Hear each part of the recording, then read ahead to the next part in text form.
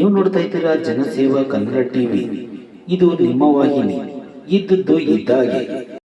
ಹೆಮ್ಮಿಗೆ ಗ್ರಾಮದಲ್ಲಿ ಶ್ರೀ ಕ್ಷೇತ್ರ ಧರ್ಮಸ್ಥಳ ಗ್ರಾಮಾಭಿವೃದ್ಧಿ ಯೋಜನೆ ವತಿಯಿಂದ ಕೆರೆ ಹಸ್ತಾಂತರ ಕಾರ್ಯಕ್ರಮ. ಮಂಡ್ಯ ತಾಲೂಕಿನ ಹೆಮ್ಮಿಗೆ ಗ್ರಾಮದಲ್ಲಿ ಶ್ರೀ ಕ್ಷೇತ್ರ ಧರ್ಮಸ್ಥಳ ಗ್ರಾಮಾಭಿವೃದ್ಧಿ ಯೋಜನೆ BC ಟ್ರಸ್ಟ್ ಹೊಸಹಳ್ಳಿ ಮಂಡ್ಯ ಕೆರೆ ಅಭಿವೃದ್ಧಿ ಸಮಿತಿ ಸುನಗನಹಳ್ಳಿ ಗ್ರಾಮ ಪಂಚಾಯಿತಿ ಹಾಗೂ ಹೆಮ್ಮಿಗೆ ಅಭಿವೃದ್ಧಿ ಸಮಿತಿ ಇವರ ಸಹಕಾರದೊಂದಿಗೆ ಪರಮಪೂಜ್ಯ ಪದ್ಮವಿಭೂಷಣ ಡಾಕ್ಟರ್ ಡಿ ವೀರೇಂದ್ರ ಹೆಗ್ಗಡೆ ಹಾಗೂ ಮಾತೃಶ್ರೀ ಡಾಕ್ಟರ್ ಹೇಮಾವತಿ ಅಮ್ಮನವರ ಆಶೀರ್ವಾದಗಳೊಂದಿಗೆ 712ನೇ ನಮ್ಮೂರು ನಮ್ಮ ಕೆರೆ ಹಸ್ತಾಂತರ ಕಾರ್ಯಕ್ರಮ ಜರುಗಿತು. ಕಾರ್ಯಕ್ರಮದಲ್ಲಿ ಕೆರೆ ಸಮಿತಿ ಅಧ್ಯಕ್ಷರು ಹಾಗೂ ರೈತ ಬಣದ ರಾಜ್ಯ ವರಿಷ್ಠರಾದ ಹೆಮ್ಮಿಗೆ ಚಂದ್ರಶೇಖರ್, ಗ್ರಾಮ ಪಂಚಾಯಿತಿ ಅಧ್ಯಕ್ಷರಾದ ಸಿದ್ದರಾಜು, ಶ್ರೀ ಕ್ಷೇತ್ರ ಧರ್ಮಸ್ಥಳ ಗ್ರಾಮಾಭಿವೃದ್ಧಿ ಯೋಜನೆ ಮೈಸೂರು ಪ್ರಾದೇಶಿಕ ನಿರ್ದೇಶಕರಾದ ಜಯರಾಮ್ ನೆಲ್ಲಿತಾಯ, ಮಂಡ್ಯ ಜಿಲ್ಲಾ ನಿರ್ದೇಶಕರಾದ ಚೇತನ, ಹೊಸಹಳ್ಳಿ ಮಂಡ್ಯ ತಾಲೂಕು ಯೋಜನಾಧಿಕಾರಿ ಸಾವಿತ್ರಿ, ಕೃಷಿ ಮೇಲ್ವಿಚಾರಕರಾದ ಲೋಕೇಶ್ ಹೆಮ್ಮಿಗೆ, ಗ್ರಾಮಸ್ಥರು ಉಪಸ್ಥಿತರಿದ್ದರು.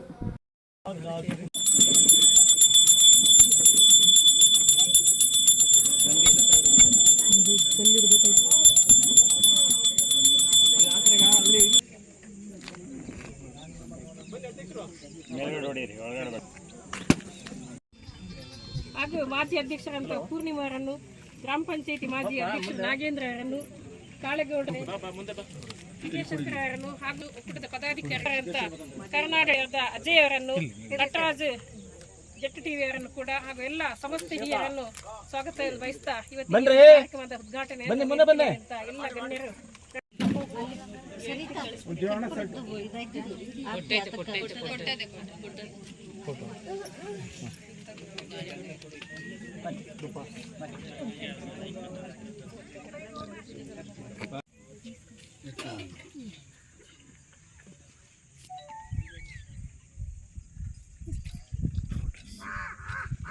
ನಾನು ಶುಕ್ರವಾರ ಮಂಗಳವಾರ ಈಗ ಅನಾವರಣ ಮಾಡಿಕೊಟ್ಟು ನಮ್ಗೆ ತುಂಬ ಸಂತೋಷ ಆಗುತ್ತೆ. ನನ್ನ ಗ್ರಾಮ ಜನತೆ ನಿಮಗೆ ಎಲ್ಲರೂ ನಿಮಗೆ ಚಿರಋಣಿ ಆಗಿರ್ತಾರೆ ಅಂತ ಶುಕ್ರವಾರ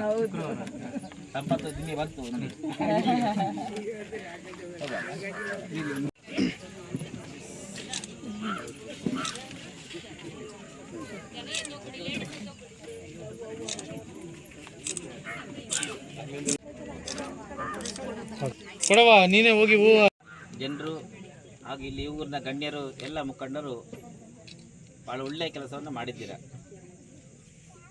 ನಾವು ಸುಮಾರು 6-7 ಜಿಲ್ಲೆಯ ಸುಮಾರು 40-45 ತಾಲೂಕಲ್ಲಿ ತುಂಬ ಕೆರೆಗಳನ್ನು ಮಾಡಿಸ್ತೀವಿ, ತುಂಬ ಓಡಾಟ ಮಾಡ್ತಾಯಿದ್ದೇವೆ. ಅದು ಇಷ್ಟು ಅಚ್ಚುಕಟ್ಟಾಗಿ ಭಾಳ ಚೆನ್ನಾಗಿ ಮಾಡಿದ್ದು ಅಪರೂಪಗಳಲ್ಲಿ ಬಹಳ ಅಪರೂಪ. ಅದರಲ್ಲಿ ಒಂದು ನಿಮ್ಮ ಹೆಮ್ಮಿಗೆ ಕೆರೆ ಅಂತ ನಾನು ಹೇಳ್ತಾ ಇದ್ದೀನಿ. ಭಾಳ ಚೆನ್ನಾಗಿ ಮಾಡಿದ್ದೀರಿ. ಇಲ್ಲಿಯ ಕೆಲಸಗಳು ಮತ್ತು ಇಲ್ಲಿಯ ಈ ಗಂಗೆ ತುಂಬಿದನ್ನು ನೋಡಿದಾಗ ಎಷ್ಟೋ ದೇವಸ್ಥಾನಗಳನ್ನು ನೋಡಿದ ಪುಣ್ಯ ಬಂದಾಗ ಆಯ್ತು ನಮಗೆ ನಿಮಗೆ ಎಲ್ರಿಗೆ. ಇದು ಅಪರೂಪ. ಒಂದು ದೇವಸ್ಥಾನ ಕಟ್ಟೋದಕ್ಕಿಂತ 10 ಕೆರೆಯನ್ನು ಅದು ನಾವು ನೀರು ತುಂಬಿಸಬೇಕಂತ ಅಂಥ ಒಳ್ಳೆಯ ಕೆಲಸವನ್ನು ನೀವೆಲ್ಲರೂ ಸೇರಿ ಮಾಡಿದ್ದೀರಿ. ನಿಜವಾಗಿಯೂ ಧರ್ಮಸ್ಥಳದ ಪೂಜ್ಯರ ಕನಸು ಏನಿದೆ ಅದು ನನಸಾಗಿ ನೀವು ಮಾಡಿದ್ದಕ್ಕೆ ನಾನು ನಿಮಗೆ ಅಭಿನಂದನೆಯನ್ನು ನಾನು ಕೊಡ್ತಾ ಇದ್ದೆ. ಯಾಕಂದರೆ ಹಿಂದೆ ಒಂದು ಊರಿಗೆ ಗೌರವ ಇತ್ತು. ಒಂದು ಊರಲ್ಲಿ ಒಂದು ಒಳ್ಳೆಯ ಕೆರೆ, ಒಂದು ಒಳ್ಳೆಯ ದೇವಸ್ಥಾನ, ಒಂದು ಒಳ್ಳೆಯ ಶಾಲೆ, ಇದೆಲ್ಲ ಅವರಿಗೆ ಒಂದು ಗೌರವ ಇತ್ತು. ಅದನ್ನೆಲ್ಲ ನಮ್ಮ ಹಿರಿಯರು ಮಾಡ್ತಿದ್ದರು. ಅವ್ರು ಚೆನ್ನಾಗಿ ಇಟ್ಟುಕೊಳ್ತಾ ಇದ್ದರು. ಊರಿನಲ್ಲಿರುವ ಯಜಮಾನರುಗಳು ಆ ಊರಿಗೆ ದೇವಸ್ಥಾನವನ್ನು ಚೆನ್ನಾಗಿ ಇಟ್ಟುಕೊಳ್ತಾ ಇದ್ದರು, ಒಂದು ಶಾಲೆಯನ್ನು ಚೆನ್ನಾಗಿ ಇಟ್ಟುಕೊಳ್ತಾ ಇದ್ದರು, ಒಂದು ಪಂಚಾಯತನ್ನು ಚೆನ್ನಾಗಿ ಇಟ್ಟುಕೊಳ್ತಾ ಇದ್ದರು. ಯಾವುದೇ ಊರಿನ ನ್ಯಾಯ ಯಾವುದೇ ಗಲಾಟೆಗಳ ಹೊರಗೆ ಹೋಗಲಿಕ್ಕಿಲ್ಲ, ಎಲ್ಲ ಊರಿನಲ್ಲಿ ತೀರ್ಮಾನ ಆಗ್ತಿತ್ತು. ಅಂತ ಒಳ್ಳೆತನಗಳು ಹಿಂದೆಲ್ಲ ಇತ್ತು, ಇದ್ದಾರೆ ನಮ್ಮ ಹಳೆ ತಲೆಮಾರುಗಳೆಲ್ಲ. ಆದರೆ ಇಂದಿನ ಯುವಕರಿಗೆ ಅದು ಯಾವುದು ಬೇಡ ಆಗಿದೆ. ಇಂದಿನ ಯುವಕರಿಗೆ ಅದು ಯಾವುದು ಬೇಡ, ಇನ್ನು ಯಾವುದು ಒಟ್ಟು ಟೈಮ್ ಪಾಸ್ಗಳು, ಯಾವುದು ಜವಾಬ್ದಾರಿ ಅಂಥ ಪರಿಸ್ಥಿತಿ ನಾವೆಲ್ಲರೂ ಬಂದಿದ್ದೇವೆ. ಸರಿಯಲ್ಲ ಆ ವಾತಾವರಣ. ಅಂದರೆ ಹಿಂದಿನ ಹಿರಿಯರೇನು ನಮಗೆ ಮಾರ್ಗದರ್ಶನ ಮಾಡಿ ಹೋಗಿದ್ದಾರೆ ನಮ್ಮ ಗ್ರಾಮದಲ್ಲಿ. ಆ ರೀತಿ ನಡ್ಕೊಂಡಾಗ ಗ್ರಾಮದ ವಾತಾವರಣ ಚೆನ್ನಾಗಿರ್ತದೆ ಮತ್ತು ಗ್ರಾಮಕ್ಕೆ ಮೌಲ್ಯ ಬರ್ತದೆ. ಈ ಗ್ರಾಮವನ್ನು ನೋಡಿದಾಗ ನೀವು ಆ ಹಿಂದಿನ ವಾತಾವರಣವನ್ನು ಇಟ್ಟುಕೊಳ್ಳೋದು ನಮಗೆ ಗಮನಕ್ಕೆ ಬರ್ತದೆ. ಬಹುಶಃ ಹಿಂದಿನ ವಾತಾವರಣವನ್ನು ಇಟ್ಟುಕೊಂಡಿದ್ದೀರಿ. ಆ ಸಭ್ಯತನ, ಆ ಒಳ್ಳೆತನ ಇದೆಲ್ಲವೂ ನಿಮ್ಮಲ್ಲಿ ಇರುವುದು ನಿಮ್ಮಲ್ಲಿಗೆ ಬಂದಾಗ ಗೊತ್ತಾಗುತ್ತೆ. ಅದಕ್ಕೆ ಭಾಳ ಸಂತೋಷವನ್ನು ನಿಮ್ಮ ಬಗ್ಗೆ ವ್ಯಕ್ತಪಡಿಸ್ತಾ ಇದ್ದೇವೆ. ಆ ಪ್ರೀತಿ ವಿಶ್ವಾಸ ಗ್ರಾಮದಲ್ಲಿ ಇಂಥ ಒಳ್ಳೆ ಕೆಲಸ ಮಾಡಿ. ಯಾವಾಗಲೂ ಹಿಂದೆಲ್ಲ ಊರಲ್ಲಿ ಒಂದು ಕೆರೆ, ಒಂದು ಬಾವಿ ಅಥವಾ ಒಂದು ಯಾವುದೂ ಇತ್ತಿಲ್ಲ. ಅದನ್ನೆಲ್ಲ ನಾವು ನಾಶ ಮಾಡ್ತಾ ಬಂದೆವು. ಇವತ್ತಿನ ಪರಿಸ್ಥಿತಿ ಎಲ್ಲಿ ತನಕ ಬಂದು ಹೇಳಿದರೆ ಊರಿನಲ್ಲಿ ಕೆರೆ ಯಾವುದಕ್ಕೆ ಹೇಳಿದರೆ ಇವ್ರನ್ನಲ್ಲಿರೋ ಎಲ್ಲ ಬೇಡದ ವಸ್ತುಗಳನ್ನು ಕೊಂಡೋಗಿ ಹಾಕಲಿಕ್ಕೆ ಅದು ವೇಸ್ಟ್ ಬಾಕ್ಸ್ ಮಾಡಿದೆ. ಕೆರೆಯನ್ನು ಕೊಂಡೋಗಿ ಹಾಕೋದು ವೇಸ್ಟ್ ಬಾಕ್ಸ್. ಅದು ಆ ಥರ ಮಾಡಬಾರ್ದು. ಕೆರೆಯನ್ನು ರಕ್ಷಣೆ ಮಾಡಬೇಕು. ಕೆರೆಯನ್ನು ರಕ್ಷಣೆ ಮಾಡಿದರೆ, ಆ ನೀರನ್ನು ರಕ್ಷಣೆ ಮಾಡಿದರೆ ಆ ಊರಿಗೆ ದೊಡ್ಡ ಸಂಪತ್ತು. ಅಥವಾ ಒಳ್ಳೆಯ ಕೆಲಸಗಳನ್ನು ನೀವು ಮಾಡಿದ್ದೀರಿ. ಪೂಜ್ಯರ ಆಶೀರ್ವಾದ ಇದೆ. ಧರ್ಮಸ್ಥಳದಿಂದ ಅನುದಾನ ಕೊಟ್ಟರೆ ಚೆನ್ನಾಗಿ ಬಳಕೆ ಮಾಡಿಕೊಂಡಿದ್ದೀರಿ. ಇನ್ನೂ ಇದನ್ನು ನೋಡಿದಾಗ ಇನ್ನೂ ಇಂಥ ಒಳ್ಳೊಳ್ಳೆ ಕೆಲಸಗಳನ್ನು ನೀವು ಮಾಡಿ, ನಿಮ್ಮ ಊರಿನಲ್ಲಿ ಮಾಡುವ ಯಾವುದೇ ಒಳ್ಳೆಯ ಕೆಲಸಕ್ಕೆ ನಮ್ಮ ಧರ್ಮಸ್ಥಳದಿಂದ ಏನೆಲ್ಲ ಅನುದಾನಗಳು ಸಿಗುತ್ತೆ, ಏನೆಲ್ಲ ಸಹಕಾರ ಸಿಗುತ್ತೆ, ಅದು ಮುಂದೆ ನಾನು ನಿಮಗೆ ಖಂಡಿತ ಈ ಊರಿಗೆ ಇನ್ನೂ ಹೆಚ್ಚಿನ ಮಟ್ಟದಲ್ಲಿ ನಾವು ಕೊಡ್ತೇವೆ. ಇಂಥ ಒಂದು ಸಂದರ್ಭ ಆಗಿದೆ ನನಗೆ. ಯಾಕಂದರೆ ಮಾತಾಡೋಕ್ಕೆ ಇವತ್ತು ಹೇಗೆ ಆಗ್ತಾ ಇದೆ, ಯಾಕೆ ಈ ಸಂತೋಷ. ನೀವು ಹೇಳಿದಂಥ ಮಾತು, ನಮ್ಮ ಗ್ರಾಮಕ್ಕೆ ಕೊಟ್ಟಂಥ ಕೊಡುಗೆ, ನೀವು ಆ ಕೊಡುಗೆನ ನಾವು ಬಳಸ್ಕೊಳ್ತೀವಿ. ಜೊತೆಗೆ ನನಗೆ ನನ್ನ ಗ್ರಾಮದ ಎಲ್ಲ ತಾಯಂದಿರು, ಅಣ್ಣ ತಮ್ಮಂದಿರು, ಯಜಮಾನರುಗಳು ನನಗೆ ಸಹಕಾರ ಕೊಟ್ಟು ಈ ಒಂದು ಕೆರೆ ನಿರ್ಮಾಣಕ್ಕೆ ಒಬ್ಬನ ಅಧ್ಯಕ್ಷರು ಮಾಡಿದ್ದೀರಿ. ನಿಮಗೆ ಚಿರಋಣಿಯಾಗಿರ್ತೀನಿ. ಜೊತೆಗೆ ಮತ್ತಷ್ಟು ಕಾರ್ಯಕ್ರಮಗಳನ್ನು ಮಾಡೋದಕ್ಕೆ ಅವರು ತಾವೇ ಹೇಳಿದ್ದಾರೆ.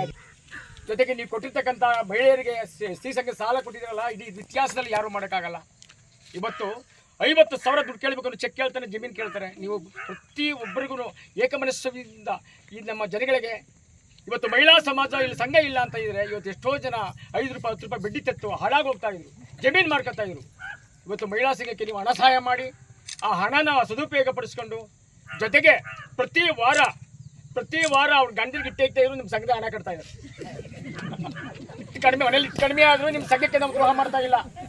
ಅವ್ರು ಹೇಳ್ತಾರೆ, ಗುರುವಾರ ಹೇಳ್ತಾರೆ, ಬುಧವಾರ ಹೇಳ್ತಾರೆ, ರೀ ನಾಳೆ ಕೈ ಧರ್ಮಸ್ಥಳ, ರೀ ನಾಳಿದ್ದು ಧರ್ಮಸ್ಥಳ. ಆ ಸಂಘಕ್ಕೆ ಅದೇ ಥರ ನಡ್ಕೊಂಬತ್ತಾ ಇದ್ದಾರೆ. ನಾವು ನಡ್ಕೊತೀವಿ. ಜೊತೆಗೆ ಈ ಗ್ರಾಮಕ್ಕೆ ನಿಮ್ಮದೇ ಆದ ಒಂದು ಕೊಡುಗೆ ಬೇಕು, ಇನ್ನೂ ಒಂದು ಕೊಡುಗೆ ಬೇಕು, ಮತ್ತೆ ಹೆಚ್ಚಿಗೆ ಕೊಡುಗೆ ಕೊಡಿ ಅಂತ ಕೇಳ್ತಾ ನಾನು 2 ಮಾತುಗಳನ್ನ ಮುಗಿಸ್ತೀನಿ. ಬಟನ್ ಮೇಲೆ ಕ್ಲಿಕ್ ಮಾಡಿ ಹಾಗೂ ನಮ್ಮ ಹೊಸ ವಿಡಿಯೋ ನೋಟಿಫಿಕೇಶನ್ಗೋಸ್ಕರ ಪಕ್ಕದಲ್ಲಿ ಕಾಣುವ ಬೆಲ್ ಬಟನ್ ಮೇಲೆ ಕ್ಲಿಕ್ ಮಾಡಿ ಹಾಗೂ ಲೈಕ್ ಮಾಡಿ, ಶೇರ್ ಮಾಡಿ, ಕಮೆಂಟ್ ಮಾಡಿ.